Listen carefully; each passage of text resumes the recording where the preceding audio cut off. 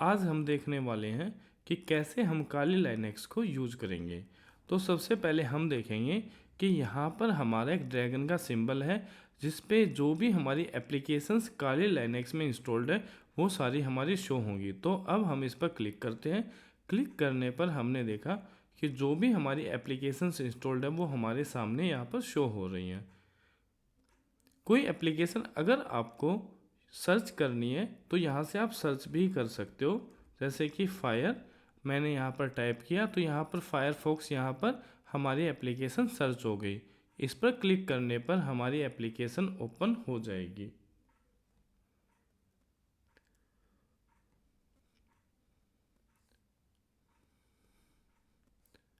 अब इसके बाद हम देखते हैं कि जो भी हमारी एप्लीकेशंस ओपन है इसके बाद हमारा आइकन है मिनिमाइज़ के लिए, कि जो भी हमारी एप्लीकेशंस ओपन होंगी उन सबको हम यहाँ पर जस्ट वन क्लिक में मिनिमाइज़ कर सकते हैं। तो हमारी जितनी भी एप्लीकेशंस यहाँ पर ओपन होंगी वो सारी की सारी हमारी मिनिमाइज़ हो जाएंगी यहाँ पर क्लिक करने से। इसके बाद हमारा यहाँ पर होम काली फोल्डर आपको शो हो रहा है। तो ये हमारा जो फोल्डर है लाइनेक्स में, इसी को हम डायरेक्टरी बोलते हैं। मीन्स विंडोज़ में फोल्डर और काली लाइनेक्स में या किसी भी लाइनेक्स में डायरेक्टरी बोला जाता है। इस पर क्लिक करने पर हम देखेंगे कि जो भी इस डायरेक्टरी के अंदर हमारे डिफरेंट फोल्डर्स या फाइल्स होंगी वो हमें यहाँ पर शो हो जाएंगी।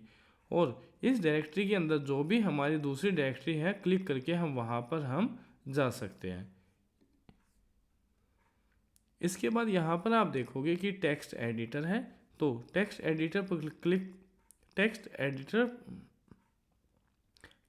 एडिटर पर क्लिक करने पर हमारे सामने टेक्स्ट एडिटर ओपन हो गया है। जैसे कि विंडोज़ में हमारा टेक्स्ट एडिटर होता है, ऐसे ही हमारा यहाँ पर काली लाइनेक्स में भी टेक्स्ट एडिटर है। जैसे यहाँ पे इसका नाम क्या माउस पैड है, या फिर और आप डिफरेंट टेक्स्ट एडिटर्स को अपने आप से भी इंस्टॉल कर सकते हो। इसको भी हम मिनिमाइज़ कर देते हैं। इसके बाद देखेंगे कि यहाँ पर हमारा फायरफॉक्स, ये क्या हमारा ब्राउज़र है। इस पर क्लिक करोगे तो हमारे सामने ब्राउज़र ओपन हो गया है। इसको भी हम मिनिमाइज़ कर देते हैं। अब इसके बाद यहाँ पर हमारा टर्मिनल है। तो टर्मिनल के बारे में हम ज़्यादा डीप में अगली क्लास में देखेंगे। इसके बाद हमारा इसको भी हम मिनिमाइज़ कर देते हैं।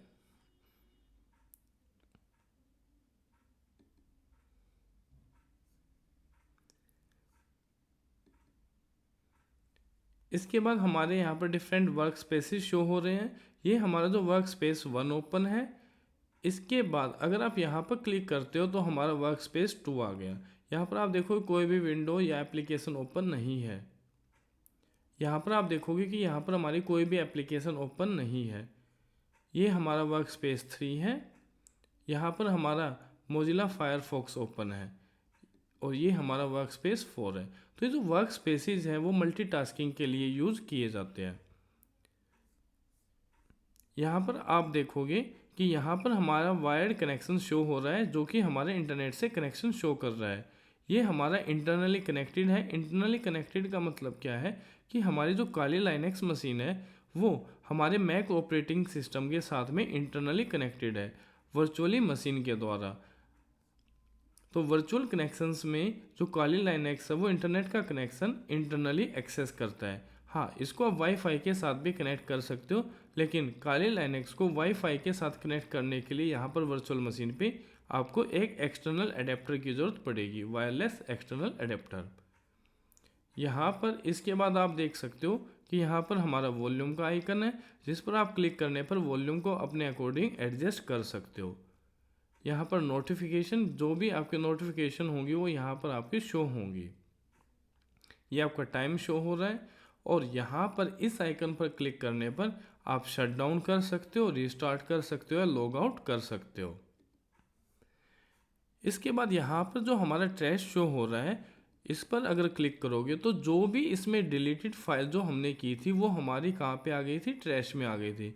एग्जाम्पल के लिए, जैसे कि विंडो में रिसाइकल बिन होता है, ऐसे ही लाइनेक्स में ट्रैश होता है। ट्रैश में डिलीटेड फाइल आती हैं। अगर आप इनको अब यहाँ से भी डिलीट कर दोगे तो वो फाइल्स परमानेंटली डिलीट हो जाएंगी।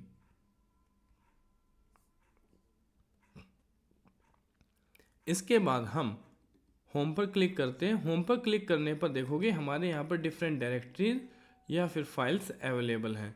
मैंने बताया कि ये जो डायरेक्टरी है विंडोज़ में इसी को क्या बोलते हैं, फोल्डर बोलते हैं, और लाइनक्स में डायरेक्टरी बोलते हैं।